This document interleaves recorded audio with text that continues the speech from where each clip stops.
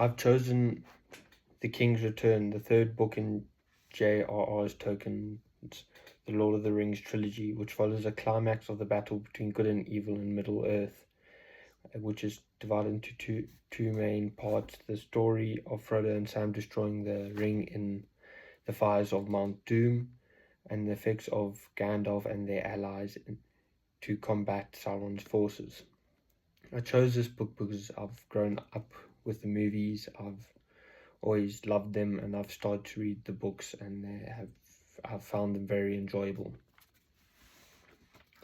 But Sam lay back and stared with an open mouth for a moment.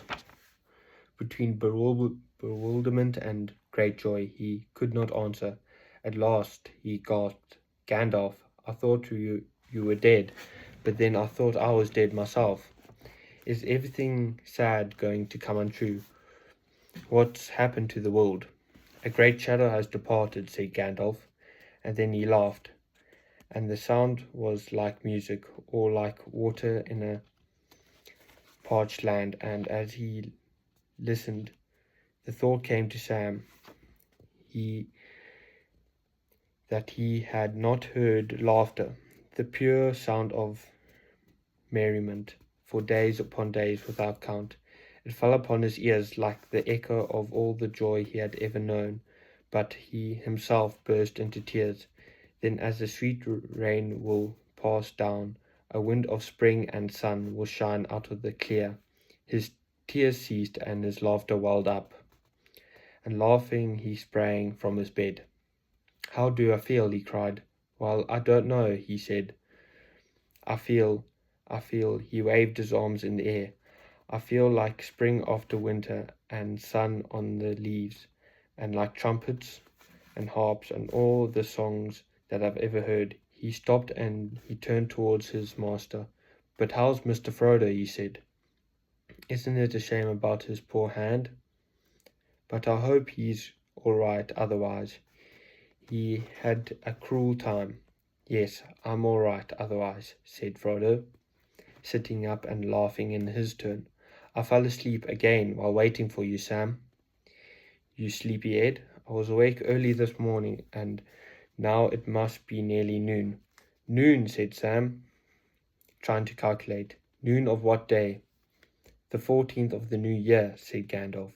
"Or if you'd like it, the 8th of April in the Shire's reckoning.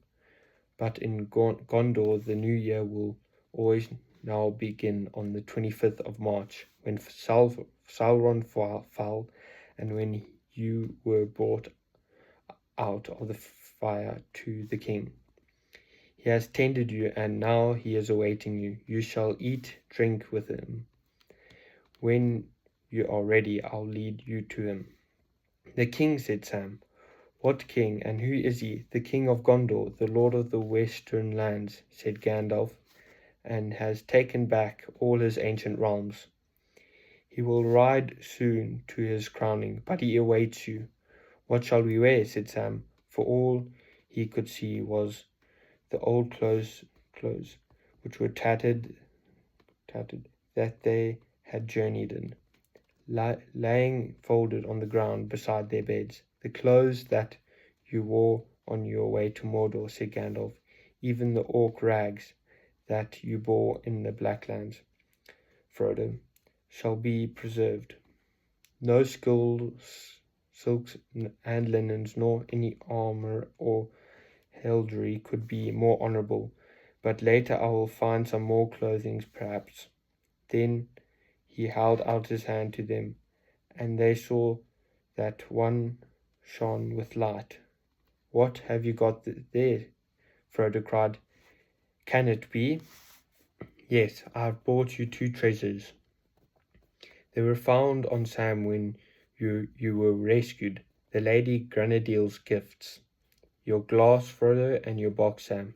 You'll be glad to have these safe again."